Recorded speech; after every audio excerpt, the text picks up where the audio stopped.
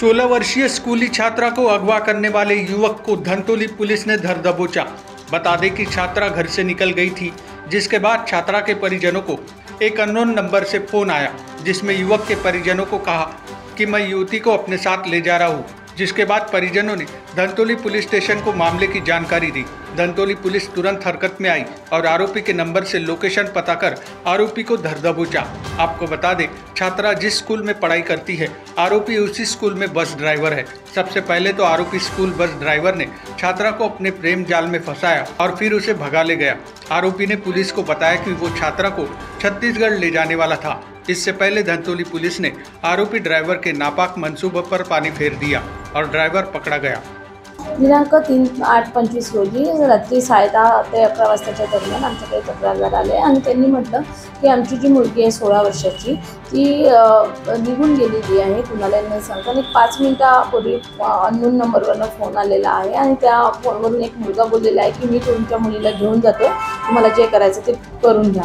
असं कळताच आम्हाला एक तात्काळ आम्ही त्या नंबरवरून लोकेशन ट्रेस केलं आणि त्या लोकेशनवरनं आमच्या टीमनी PSI, त्या टीममध्ये सर्वात जास्त मेहनत होती PSI Haider सनदे, PSI Dhanaji मारकवाड, PSI Shirole आणि त्यांची टीम पोलीस कॉन्स्टेबल उत्तम, माणिक, ऋषभ आणि ऋषभ या सगळ्यांनी ही केलेली आहे कारवाई। आणि आम्ही अर्ध्या तासामध्ये मुलीला आणि समोरच्या आरोपीला आम्ही अटक केलेली आहे, ताब्यात घेतलेला आहे। आणि त्या आरोपीचे जेव्हा आम्ही बाकीची माहिती काढली तेव्हा हा जो आरोपी आहे ती मुलगी ज्या शाळेत शिकत होती त्या शाळेच्या स्कूल बसचा ड्रायव्हर होता।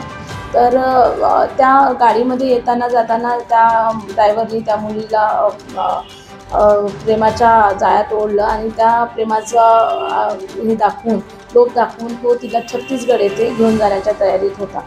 तर अशा पद्धतीने आपण त्यांना तात्काळ त्या मुलीची आपण सुटका केलेली आहे। आता त्याच्यावर आरोपीवर आपण आणखी पोक्सो अंतर्गत गुन्हे दाखल केलेले आहे। त्या आरोपीचं नाव आहे फुलेश्वर उर्फ सोनू सीताराम साहू, वय 26 वर्ष, राहणार दंतेश्वरी, देवनगर झोपडपट्टी, बजाजनगर।